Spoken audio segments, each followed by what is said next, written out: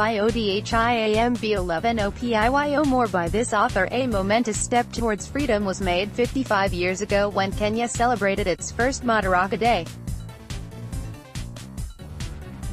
Even though the country still remained an outpost of the Queen, Africans were responsible for some aspects of the government. As soon as it became clear that the Kenya African National Union (Kanu) would command a majority in the House of Representatives after winning 64 seats against 32 of the Kenya African Democratic Union (Kadu), the Governor of Kenya, Sir Malcolm MacDonald, invited Jomo Kenyatta to form internal self-government. In the evening, Mzee Kenyatta visited Government House in the company of Tom Mboya, James Gichuru and Jaramogi Oginga Odinga, and agreed to do so. According to previously classified documents seen by The Nation, intrigues marred the formation of the new government as the British Kadu and the moderates within Kanu conspired to curb Jaramogi's influence in the new government. Mzee Kenyatta had already promised to put Jaramogi as minister in charge of the police. The two had not hidden their distrust for white police officers.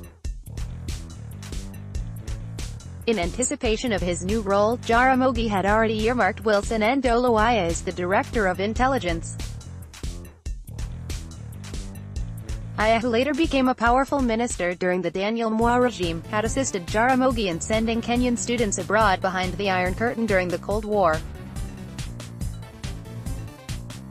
Senior Europeans in the Kenya police feared the possibility of Jaramogi expediting Africanization of the force by flooding it with communist-trained Luos and Kikuyus.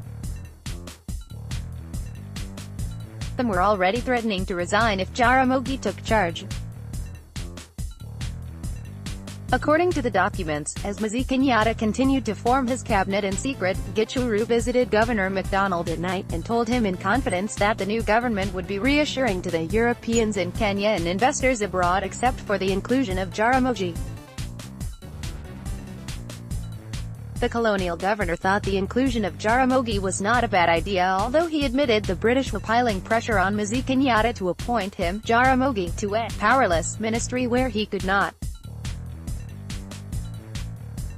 do serious damage to Kenya. Desperation, however, kicked in when word leaked that Mzee Kenyatta was about to appoint Jaramogi as Minister for Home Affairs with powers over the regular police, the special branch and immigration.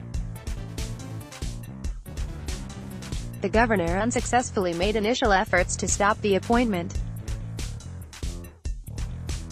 With no other alternative, the colonial governor invoked a section in the constitution which gave him the powers to assign responsibilities and accordingly transferred the police from the Ministry of Home Affairs to the office of the Prime Minister, Mzee Kenyatta. A statement delegating the responsibility read in part, in pursuance with the provisions of Section 68 of the Constitution of Kenya, I assign to the Prime Minister the.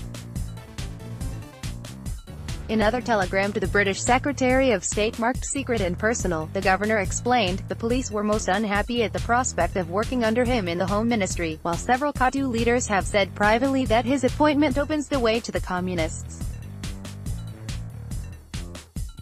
But we have counteracted that by transferring responsibility for internal security, etc., from the Home Affairs Ministry. On June 1, 1963, Nairobi was wild with enthusiasm as Mzee Kenyatta unveiled his cabinet in an open-air ceremony.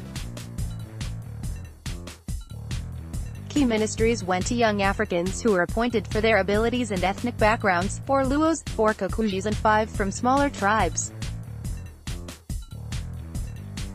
Jaramogi was appointed to the powerful docket of Home Affairs but was surprised to learn that the governor had curtailed some of his powers.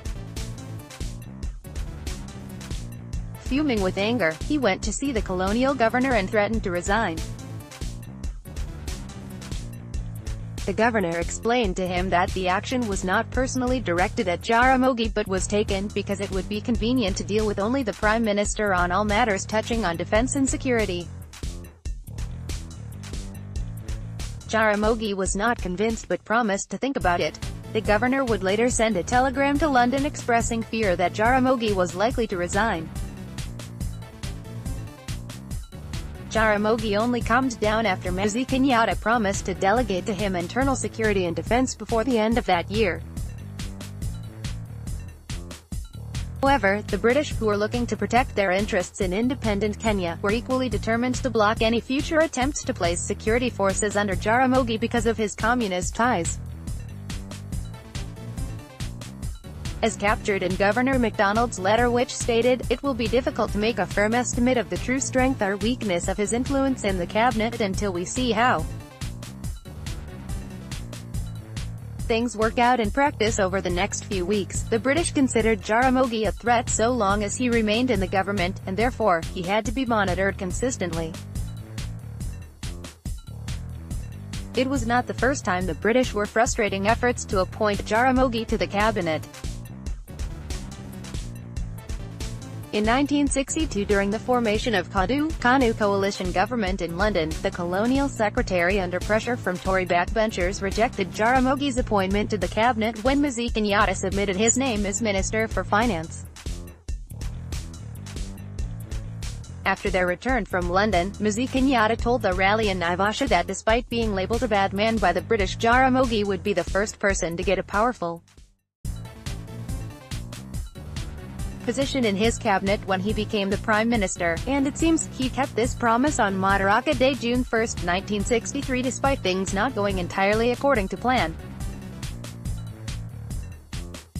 The writer is a journalist and researcher based in London. Europeans in police force thought Oginga would flood the force with communists.